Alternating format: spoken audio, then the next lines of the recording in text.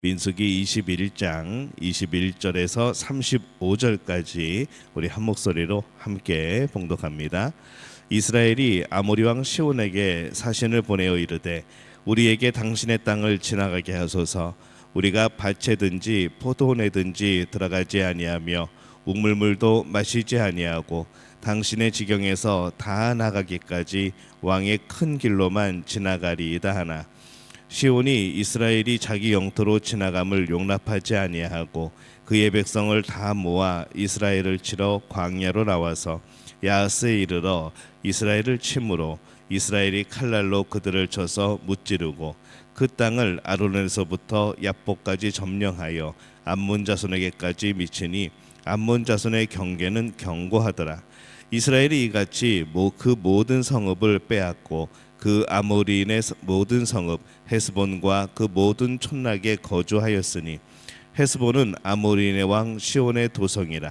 시온이 그전 모압 왕을 치고 그의 모든 땅을 아르논까지 그의 손에서 빼앗았더라. 그러므로 시인이 읊어 이르되 너희는 헤스본으로 올지어다. 시온의 성을 세워 견고히 할지어다. 헤스본에서 불이 나오며 시온의 성에서 화염이 나와서 모압의 아르를 삼키며 아르논 높은 곳의 주인을 멸하였도다. 모압아, 내가 화를 당하였도다. 그모스의 백성아, 내가 멸망하였도다. 그가 그의 아들들을 도망하게 하였고 그의 딸들을 아모리인의 왕 시온의 포로가 되게 하였도다. 우리가 그들을 쏘아서 헤스본을 디본까지 멸하였고 메드바에 가까운 노바까지 황폐하게 하였도다 하였더라. 이스라엘이 아모리인의 땅에 거주하였더니 모세가 또 사람을 보내어 야세를 정탐하게 하고 그 촌락들을 빼앗고 그곳에 있던 아보니를 몰아내었더라. 그들이 돌이켜 바산길로 올라가매 바산한 옥이 그의 백성을 다 거느리고 나와서 그들을 맞아 에드레이아에 싸우려 하는지라. 여호와께서 모세에게 이르시되 그들을 두려워하지 말라. 내가 그와 그의 백성과 그의 땅을 내 손에 넘겼나니 너는 헤스본에 거주하던 아모리인의 왕 시온에게 행한 것 같이 그에게도 행할지니라. 이에 그와 그의 아들들과 그의 백성을 다 쳐서 한 사람도 남기지 아니하고 그의 땅을 점령하였더라. 아멘. 할렐루야. 하나님의 은혜가 오늘 새벽에 하루의 첫 시간을 주 앞에 드리는 우리 믿음의 가족들에게 함께 하시기를 예수님의 이름으로 축원합니다.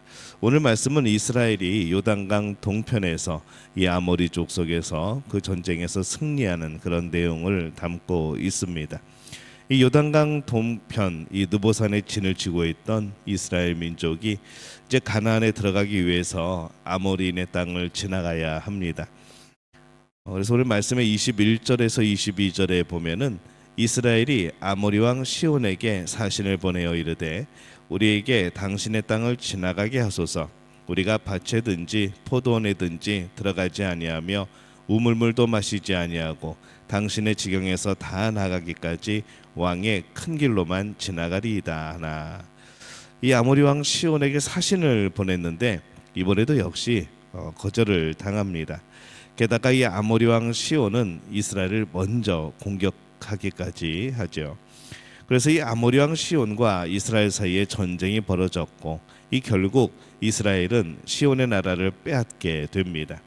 이 결과적으로 보면은 이스라엘이 정착할 첫 땅을 얻게 된 겁니다.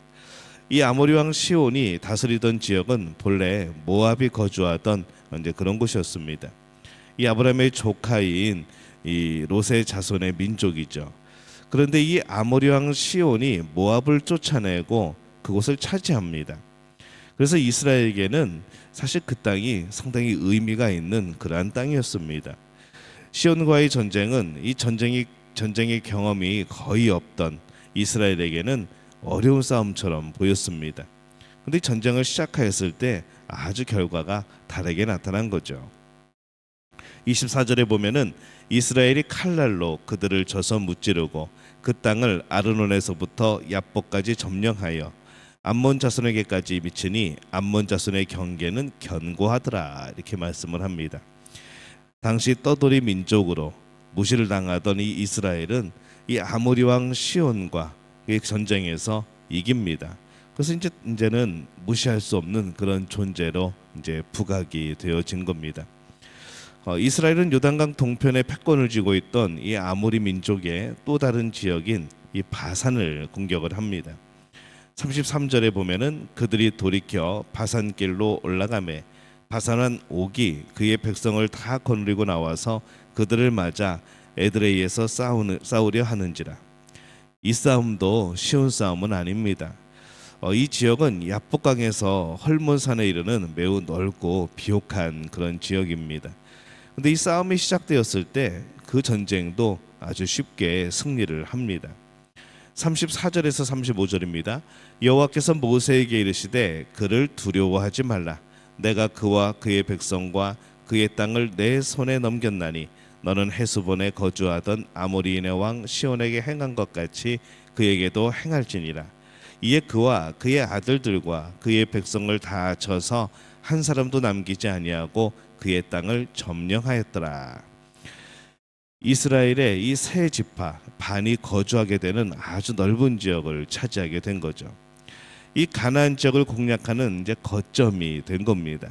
이 전쟁에서의 승리로 인해서 이제 이스라엘은 확실히 이 시대에 그 지역의 강자로 새롭게 이제 부상을 하게 된 겁니다. 이스라엘은 애굽에서 종살이를 하던 민족이었고 출애굽 후에는 오랫동안 거주하는 땅도 없이 이 광야에서 이 떠돌던 그런 민족입니다. 그들은 누가 보아도 연약한 그런 민족이었죠. 그들이 지나갈 길을 허락해 달라고 요청했을 때에도 다 그들을 무시하고 에돔도 아모리인도 허락하지 않았습니다. 그들은 누구에게도 요청도 할 수 없는 뭔가 힘을 가지고 조금 해달라고 말할 수도 없는 이제 그런 처지였던 것이죠. 근데 그러한 그들이 참 큰 승리를 통해서 요단강 동편을 점령을 합니다. 하나님께서 하게 하시자 그들은 그렇게 전쟁에서 이기는 것이죠. 그들은 이 전쟁에서 승리하기 전이나 이후나 같은 이스라엘 민족입니다. 그들이 뭐가 달라졌겠습니까? 똑같은 사람들이죠. 다른 사람들이 보기에는 근데 그들은 분명히 뭔가가 달라진 것처럼 느껴졌을 겁니다.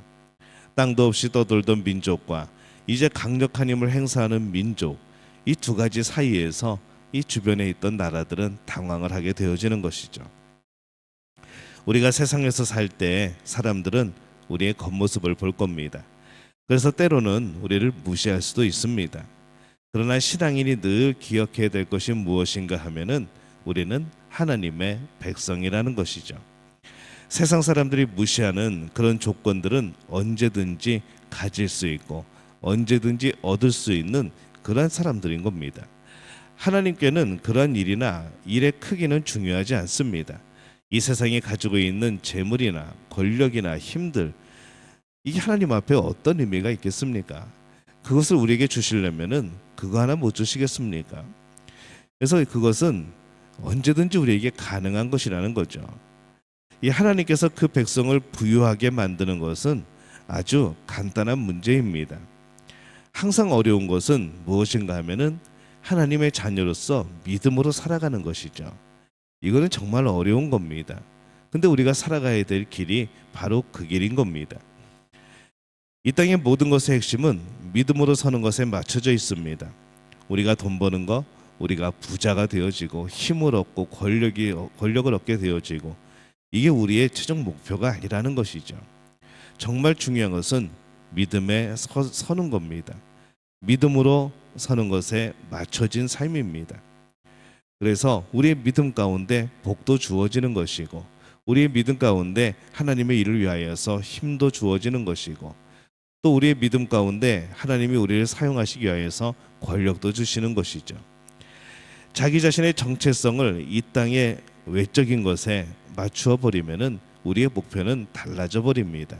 믿음이 아니고 경제나 권력이 되어지겠죠. 하지만 우리의 정체성은 이 땅의 것이 아닙니다. 바로 믿음입니다.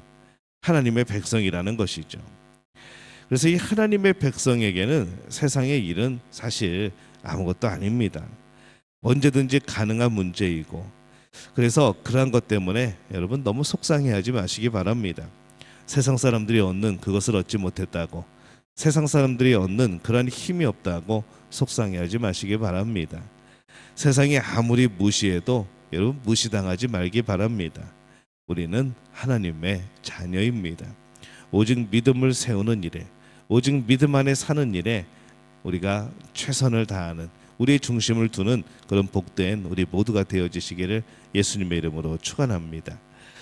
이스라엘이 아모리 족속인 바산 왕 옥과의 전쟁에서 어떻게 보면은 참 허무하다 싶을 정도로 쉽게 이겨버립니다. 때로는 세상에서의 성공이 가장 쉬울 때가 있습니다. 이 하나님이 하시면은 세상의 성공도 사실 아무것도 아닐 때가 있는 것이죠. 하나님의 때가 되면은 순식간에 우리는 그런 것들을 얻게 될 겁니다. 그러니 그것에 너무 마음을 빼앗길 필요가 없다는 것이죠. 우리는 세상의 것을 얻고자 하나님을 향했던 마음을 접어버릴 때가 많습니다. 세상의 것을 얻으려고 하나님을 향했던 섬김을 저버릴 때가 많다는 것이죠. 정말 중요한 게 무엇인가, 그것을 깨달을 필요가 있습니다. 그리고 그 모든 것의 주인이 누구인가를 기억해야 합니다. 하나님이 주시고자 하면은 아주 한순간에 얻어질 수 있는 것들, 이후에 원 없이 풍성한 것을 얻게 될 우리들, 이 땅에서 중요한 우리의 싸움은 세상의 것을 더 얻는 싸움이 아니라 우리의 믿음을 세워가는 싸움이라는 것이죠. 그래서 세상의 것을 더 얻지 못하였다고 낙심하고 우리가 가야 할 선한 길을 가지 못하는 이 어리석은 사람이 되지 말아야 합니다. 이상하게 들릴지 모르지만 세상은 그렇게 말하지 않지만은 분명한 진실은 세상에서의 성공은 하나님께는 아무것도 아니라는 것이죠. 너무 쉬운 것이 세상에서의 성공입니다. 왜냐하면 하나님이 주인이시기 때문에. 어려워서 성공하지 못하는 것이 아니고 어쩌면 하나님 보시기에 그것이 우리에게 필요가 없어서 성공하지 않는 것이 아닌가라는 생각도 드는 것이죠. 여러분 기도하시기 바랍니다. 하나님의 나라를 위하여서, 우리의 믿음을 세우기 위하여서, 우리의 믿음의 세움의 결과를 통하여서 하나님 채워주옵소서. 하나님 힘을 주옵소서. 근데 그것으로 무엇을 할 것인가?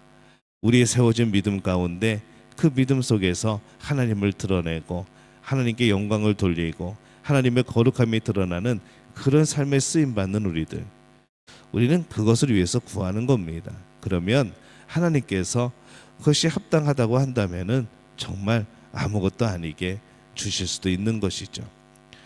우리가 기억해야 될 것은 하나님이 주인이라는 겁니다. 그리고 우리는 그 하나님의 자녀입니다. 그리고 이 땅에서의 성공은 우리의 목표가 아닙니다.